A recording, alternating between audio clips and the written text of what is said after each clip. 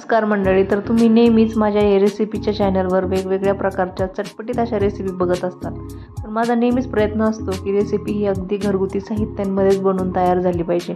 कारण प्रत्येक वेळेला आपण दाखवलेले जिन्नस सगळ्यांकडे उपलब्ध असेल असं नाही आहे. तर म्हणूनच आजसुद्धा एक मस्त चटपटीत साधी पण एकदम औषधी अशी चटणीची रेसिपी मी तुमच्यासोबत शेअर करणार आहे. तर मस्त पुदिन्याची चटणी आपण बनवणार आहोत, पण थोडीशी वेगळ्या पद्धतीने. चला तर मग वेळ न घालवता आपण रेसिपीला सुरुवात करूया. तर ही मस्त चटपटीत वेगळ्या पद्धतीची चटणी बनवण्यासाठी मी ते स्वच्छ धुतलेल्या 2 वाट्या पुदिना घेतलेला आहे. तर पुदिनाची पानं थोडेसे आपल्याला जास्तच वापरायचे या चटणीमध्ये. बाकीची जिन्नस कमी असली तरी सुद्धा चालणार आहे. आणि स्वच्छ धुतलेली कोथिंबीर घेतलेली आहे मी. 2 वाट्या खोबऱ्याचा कीस घेतलेला आहे, 2 चमचे. आणि थोडेसे पोहे 1 चमचाभर उडदाची डाळ, लसूण घेतलेला आहे. आणि हिरव्या मिरच्यांच्या ऐवजी मी इथे लाल मिरच्यांचा वापर करणार आहे. आणि अर्धी वाटी मी इथे, म्हणजे मोठी वाटी आहे तर तेवढे शेंगदाणे घेतलेले, अर्धी वाटी कच्चेच घेतलेले आहे मी ते. आणि आता काय करायचं आहे, आपल्याला एक एक करून हे सगळं छान आपल्याला कढईमध्ये मस्त भाजून घ्यायचं आहे. तर खोबरं सगळ्यात आधी मी भाजून घेते. आणि प्रत्येक जिन्नस भाजण्यासाठी वेळसुद्धा वेगवेगळा लागतो, म्हणून वेगवेगळं भाजून घ्या थोडंसं. अगदी लवकर तयार होते चटणी. खोबरं भाजून झालेलं आहे. आणि आता याच कढईमध्ये आपण शेंगदाणे भाजून घेणार आहोत. तर मी त्याच कढईत शेंगदाणे घातलेले, त्याने शेंगदाणे मस्त आपल्याला खरपूस होऊसपर्यंत भाजून घ्यायचे आहेत. शेंगदाणे 1 मिनिटभर मी चांगले भाजून घेतलेले, तुम्ही बघू शकता. आता याच्यातच आपल्याला आपण जी 1 चमचा भरून उडदाची डाळ घेतलेली होती तर ती टाकून घ्यायची आहे. आणि सोबत जे पोहे घेतलेले होते आपण तर ते सुद्धा टाकून घ्यायचे आहेत. आणि थोडंसं मी याच्यामध्ये अर्धा चमचा तेल टाकलेले, म्हणजे डाळ आपली चांगल्या प्रकारे भाजेल, कच्ची राहणार नाही. आणि आता लगेचच आपल्याला याच्यामध्ये ते ठेवलेले पोहे सुद्धा घालून घ्यायचे 1 चमचा. पोह्यांमुळे काय होतं की पोहे अशा प्रकारे भाजल्यामुळे छान कुरकुरीत होतात आणि चटणीसुद्धा आपली त्याच्यामुळे मस्त कुरकुरीत अशी बनते, म्हणून मी ते पोहे घातलेले आहेत. जर तुम्हाला याच्यामध्ये डाळ घालायचं असेल, फुटाण्यांची डाळ, तर ती सुद्धा तुम्ही घालू शकता. 1 चमचा मी घातलेली नाही आहे, पण घालायची असेल तर घालू शकता तुम्ही. आणि आता मी ते कढईमध्ये लाल मिरच्या घातलेल्या आहेत. तर हिरव्या मिरच्यांच्या ऐवजी आज इथे लाल मिरच्यांचा वापर केलेला आहे मी. छान लागतात लाल मिरच्यासुद्धा.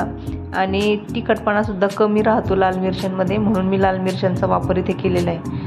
तर मिरच्यांचं प्रमाण हे सुद्धा तुम्ही कमी जास्त करू शकता, म्हणजे कमीसुद्धा केल्या तरी चालणार आहेत. आणि सोबत मी याच्या लसूणसुद्धा भाजायला टाकलेला आहे. आणि अगदी चिमूटभर याच्यामध्ये मी जिरे घातलेले आहेत.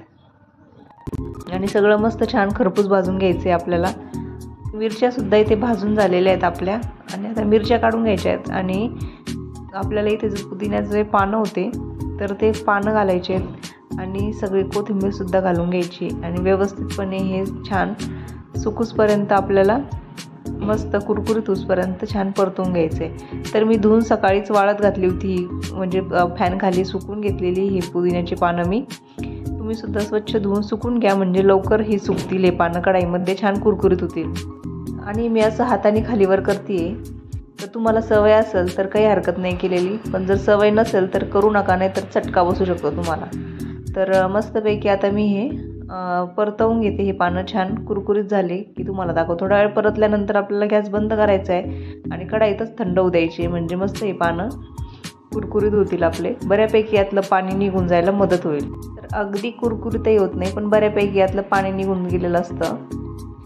तर छान करून घेते मी आणि नंतर तुम्हाला दाखवते. तुम्ही इथे बघू शकता बऱ्यापैकी आपले पानं इथं सुकलेले आहे, कोथिंबीर आणि पुदिन्याचे पानं. आता गॅस बंद करून टाकायचं आहे आणि थोडं थंड होऊ द्यायचं आहे. आणि सगळं व्यवस्थित इथे थंड झालेलं आहे. आणि ते आपण आता मिक्सरच्या भांड्यामध्ये घेतोय. तर सगळ्या जिन्नस आपण मिक्सरच्या भांड्यामध्ये टाकून घेतोय. तर सगळ्या जिन्नस मिक्सरच्या भांड्यामध्ये टाकल्यानंतर याच्यामध्ये आपल्याला 1 चमचा खडीसाखर घालायची. तर आपल्याला उन्हाळ्यामध्ये थंडावा देणारी ही खडीसाखर असते, म्हणून आपण 1 चमचा ती घातलेली. तर आंबट गोड तिखट चव सुद्धा येईल आपल्या चटणीला. आणि सोबतच चवीपुरतं मीठ मी टाकून घेतलेलं आहे. आणि आता 1 चमचा आपल्याला याच्यामध्ये चिंचेचं पाणी घालायचं आहे, भिजवलेलं चिंचेचं पाणी. तुम्ही त्याऐवजी लिंबाचा सुद्धा वापर करू शकता. आणि आता हे सगळं आपल्याला पल्स मोडवर मिक्सरला, म्हणजे चालू बंद करत मिक्सरला फिरवून घ्यायचं आहे. तर तुम्ही बघू शकता असं थोडंसं जाडसर मी ठेवलेलं आहे. छान लागतं असं हे खाताना. आणि अशा पद्धतीने आपली ही इथे पुदिन्याची चटणी बनून तयार झालेली आहे. तर उन्हाळ्यामध्ये जिभेची चव वाढवणार तर ही चटणी आहेच, पण शिवाय एकदम पौष्टिकसुद्धा आहे. उन्हाळ्याची उष्णता आपल्याला बाधत नाही, त्यासाठी नक्की अशा पद्धतीची ही चटपटीत चटणी नक्की बनवून खा. आणि सगळ्यांना खाऊसुद्धा घाला, प्रत्येकाला घरातल्या लहान मोठ्या. तर 8 ते 10 दिवस आरामात छान ही चटणी टिकते. त्याच्यापेक्षा जास्त खाऊ नये असं मला वाटतं, कारण टिकायला तर ती महिनाभरसुद्धा टिकेल. पण लगेचच्या लगेच ताजी बनवावी आणि 8 दिवसात संपवावी असं मला नेहमी वाटतं. तर रेसिपी कशी वाटली हे कमेंट करून मला नक्की सांगा. पुन्हा भेटूया अशाच नवीन रेसिपीसोबत. तोपर्यंत नमस्कार.